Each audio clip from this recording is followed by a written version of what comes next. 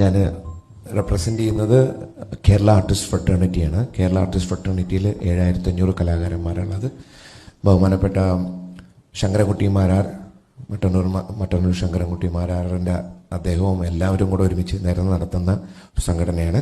2 കാര്യത്തിനാണ് ഞാൻ വന്നത്. ഒന്ന്, ഞാൻ ഇപ്പോൾ സതീഷ് ചേട്ടനൊരു നിവേദനം കൊടുത്തിട്ടുണ്ട്. ഒരു 16-ാം തീയതി ഒരു പ്രോഗ്രാം തിരുവനന്തപുരത്ത് നടക്കുമ്പോൾ സൗണ്ട് സിസ്റ്റം രാത്രി 1 അത് പാക്ക് ചെയ്യുന്ന സമയത്ത് സൗണ്ട് കൂടുതലാണ്, കുറച്ചോളൂ ഹൗളിയാണേ. 2 പേര് വന്നിട്ട് ഈ സൗണ്ട് സിസ്റ്റത്തിനെ മുഴുവനും തല്ലി. ഇത് കേരളത്തിൽ നടന്നൊരു വിഷയമാണ്, ആലപ്പുഴയിലല്ല. അപ്പോൾ ഇവിടെ ഒരവസരം കിട്ടിയപ്പോൾ വന്നാണ്. അത് ഇതുവരെയും അവർക്ക് ഒരു FIR ഫയൽ ചെയ്തു, പക്ഷേ ഇതുവരെയും അവരെ കണ്ടുപിടിക്കാൻ പറ്റിയിട്ടില്ല, അവരെ ഇതുവരെയും പിടിച്ചിട്ടില്ല. ആ സൗണ്ട് സിസ്റ്റംകാർ വലിയൊരു പ്രശ്നത്തിലാണ്. തിരുവനന്തപുരത്ത് നടന്നൊരു വിഷയമാണ്. അപ്പോൾ അതിന് ഒരു പരിഹാരം കണ്ടെത്തുകയാണെങ്കിൽ വലിയ കാര്യം. രണ്ടാമത്തെ ഏറ്റവും ഇമ്പോർട്ടൻ്റ് ആയിട്ടുള്ളൊരു കാര്യമാണ്, ഇപ്പോൾ എല്ലാത്തിനും സമയം നീട്ടിക്കൊണ്ടിരിക്കുക, എല്ലാത്തിനുള്ള സമയം നീട്ടി. ഒരു പ്രോഗ്രാം 10 മണി കഴിഞ്ഞ് കഴിഞ്ഞാൽ വലിയ പ്രശ്നമാണ്. പല സ്ഥലങ്ങളിലും സൗണ്ട് സിസ്റ്റം എഞ്ചിനീയറെ അറസ്റ്റ് ചെയ്യലും അവിടെ പ്രശ്നം ഉണ്ടാക്കുകയാണ് 10 മണി കഴിഞ്ഞാൽ. സാധാരണ ഒരു അമ്പലപരിപാടി തുടങ്ങുന്നത് തന്നെ നമുക്കൊരവസരം കിട്ടുന്നത്, ഗാനമേളക്കാർക്ക് അവസരം കിട്ടുന്നത് അവരുടെ പൂജാകർമ്മങ്ങളും അല്ലെങ്കിൽ അവരുടെ ഉത്സവം കഴിഞ്ഞിട്ട് ഒരു 9 മണിക്കാണ് പ്രോഗ്രാം തുടങ്ങുന്നത്. പക്ഷേ 10 മണിയാകുമ്പോൾ പ്രോഗ്രാം നിർത്തണം.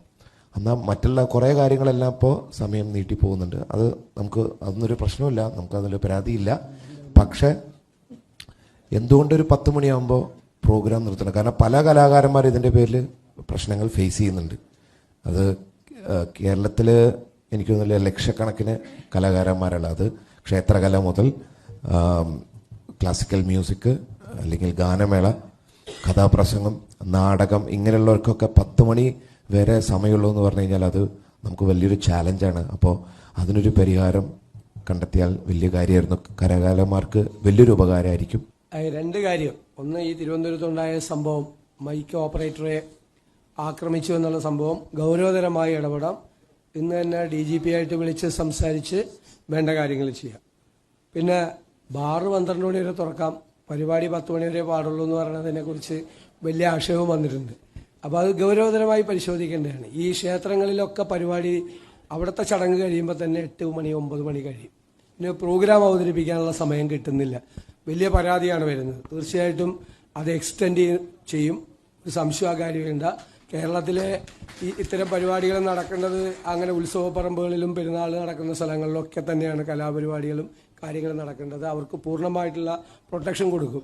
പിന്നെ ഏറ്റവും രസകരമായ കാര്യം, ഈ 10 മണി കഴിഞ്ഞ് കഴിഞ്ഞാൽ ഈ സംഘാടകരെ അല്ല പോലീസ് ഇത് ചെയ്യുന്നത്, ഈ മൈക്ക് ഓപ്പറേറ്ററുടെ സാധനം കൂടി എടുത്തുകൊണ്ട് പോവാണ്.